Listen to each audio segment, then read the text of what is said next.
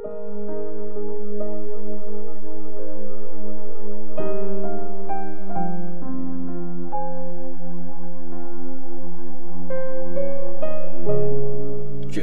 chapter 29. Ang letter ni Jeremiah sa mga dinalang bihag sa Babylonia. Ito ang letter na pinadala ni Prophet Jeremiah mula Jerusalem para sa mga buhay pang mga elders, priests at prophets at lahat ng dinalang bihag ni Nebuchadnezzar sa Babylonia. Sinulat niya ito after umalis ni King Jeconiah mula sa Jerusalem kasama ang inang reyna, mga eunuch, mga leaders ng Juda at Jerusalem, mga craftsmen at mga panday.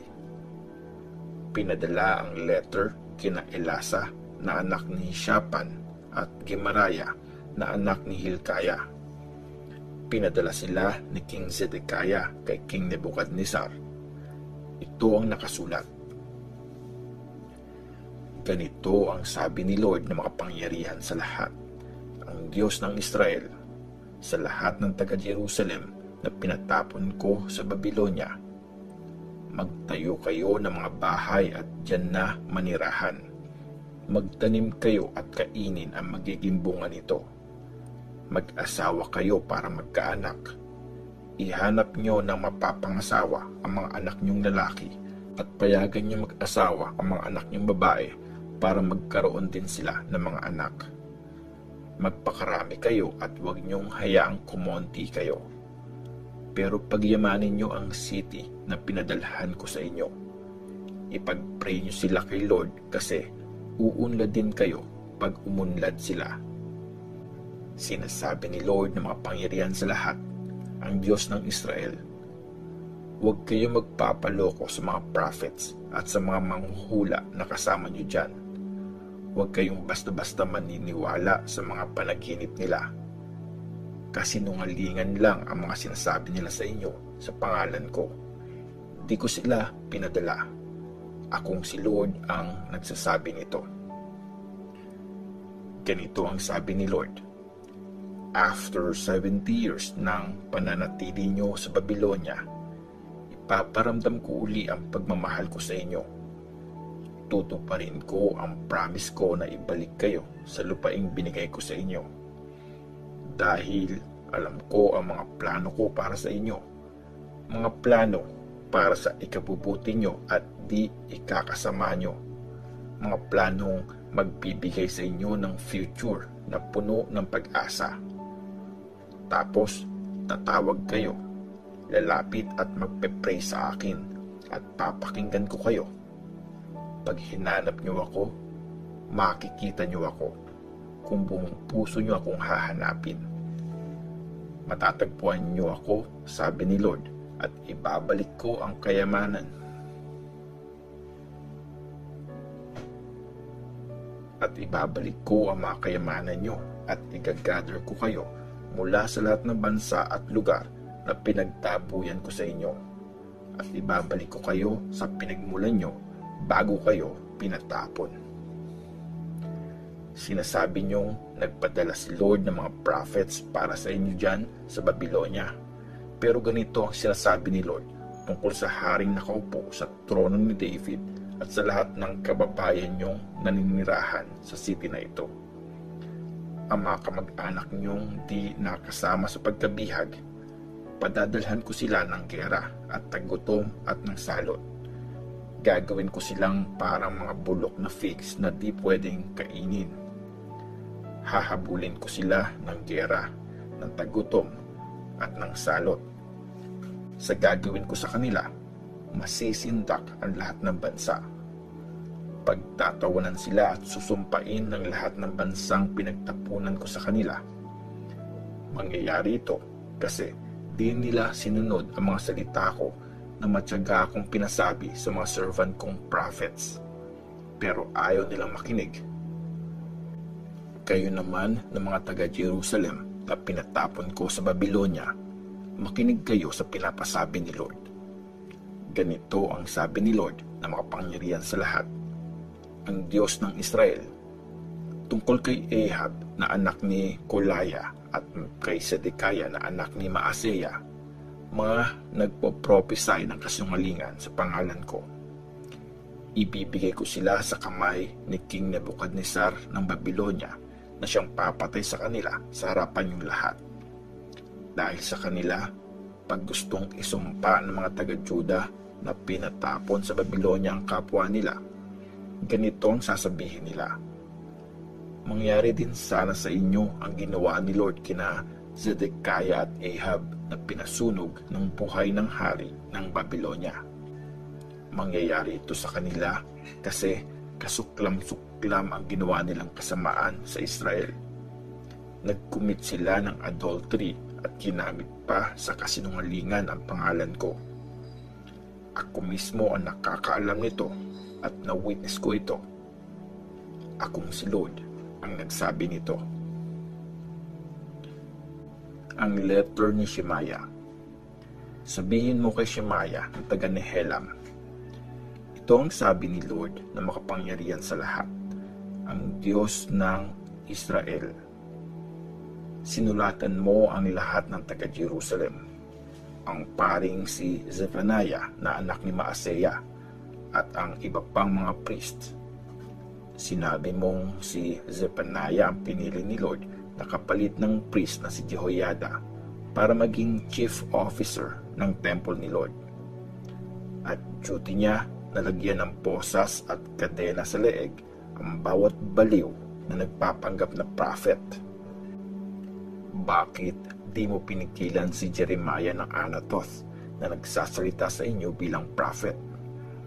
Sinabi niya sa mga bihag sa Babylonia, magtatagal kayo dyan, kaya magtayo kayo ng mga bahay na matitirhan at magtanim kayo para may makain kayo.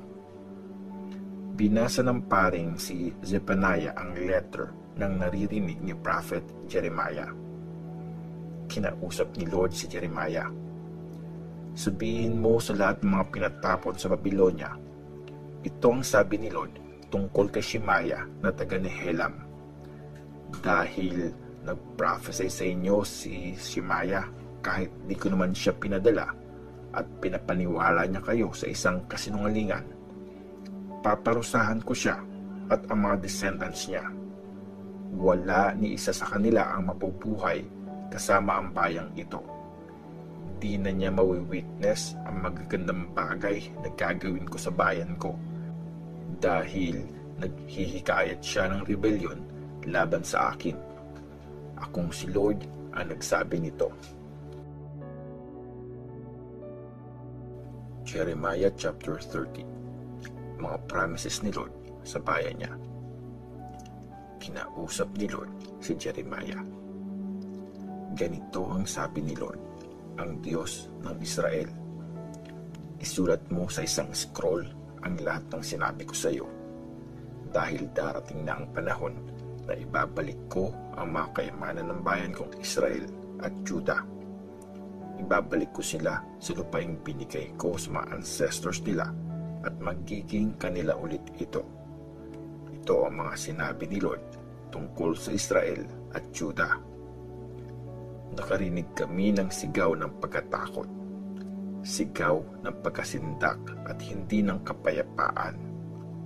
Isipin mo mabuti, kaya bang magbuntis ng isang lalaki? Bakit nakikita ko ang mga lalaking nakahawak sa mga tiyan nila gaya ng isang babaeng manganganak? Bakit namumutla ang mga mukha nila? Nakakatakot ang araw na yon. Wala itong katulad.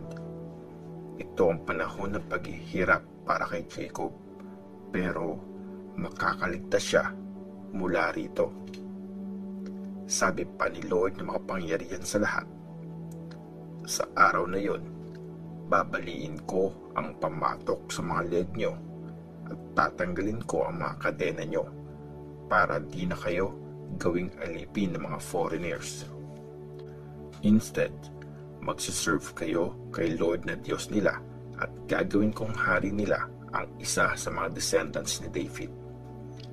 Sabi ni Lord, huwag kang matakot, O Jacob na servant ko, at huwag kang panghinaan ng loob, Israel, dahil ililigtas kita mula sa malayong lupain at kung saan kayo binihag. Babalik si Jacob at mapupuhay ng payapa at sagana at wala nang mananakot sa kanya. Kasama mo ako at ililigtas kita. Wawasakin ko ang lahat ng mga bansang pinagkalatan ko sa inyo, pero di kita wawasakin. Nararapat na disiplina ang ibibigay ko sa iyo dahil di pwedeng di kita parusahan. Akong si Lord ang nagsabi nito. Ito ang sabi ni Lord sa bayan niya. Malala na ang sakit mo, hindi na magagamot ang mga sugat mo. Walang mag-aalaga sa iyo. Wala nang lunas ang mga sugat mo. Wala ka nang pag-asang gumaling. Kinalimutan ka na ng mga lovers mo. Wala na silang pakialam sa iyo. Sinaktan kita gaya ng isang kalaban. Pinarusahan kita ng walang awa dahil grabe ang kasamaan mo at napakarami ng iyong mga kasalanan. Bakit mo iniiyakan ang iyong sakit? Wala nang gamot sa sugat mo. Napakatindi ng kasamaan mo. Napakarami ng kasalanan mo. Kaya ganito kalala ang parusa ko sa iyo. Pero wawasakin ang lahat ng sumakop sa iyo. Bibihagin din ang lahat ng kalaban mo. Nanakawan ang nagnakaw sa iyo. Papahirapan lahat na nagpahirap sa iyo. Ibabalik ko ang kalusugan mo. Pagagalingin ko ang mga sugat mo, sabi ni Lord. Tinawag ka nilang walang kwenta, ang Zion na walang nagmamahal. Ito ang sabi ni Lord. Ibabalik ko ang kasaganahan ng lahi ni Jacob at kakaawaan ko ang pamilya niya. Muling itatayo ang winasak na Jerusalem at ibabalik ko ang palasyo niya. Maririnig sa mga tao doon ang kanta ng pasasalamat at mag-iingay sila ng buong saya. Pararamihin ko sila at di mababawasan ang bilang. Pararangalan ko sila at wala na magmamaliit sa kanila. Ibabalik ko ang dati nilang kapangyarihan. Magiging matatag sila sa aking harapan. Lahat ng mang-aapi sa kanila, aking paparusahan. Magiging leader nila ang isa sa kanilang kababayan. Magiging pinuno nila ang isa nilang kasamahan. Tatawagin ko siya at ako'y lalapitan dahil wala maglalakas loob na lumapit sa akin nang di ko pinapayagan. Sila ay magiging bayan ko at magiging Diyos nila ako. Akong si Lord ang nagsabi nito. Parang bagyong paparating ang galit ni Lord. Parang may dalang ipo-ipo na hahampas sa ulo ng masasama. Di na mapipigilan ang matinding galit ni Lord hanggang sa magawa at magkatotoo ang kalooban niya. Maiintindihan niyo ito sa mga darating na panahon.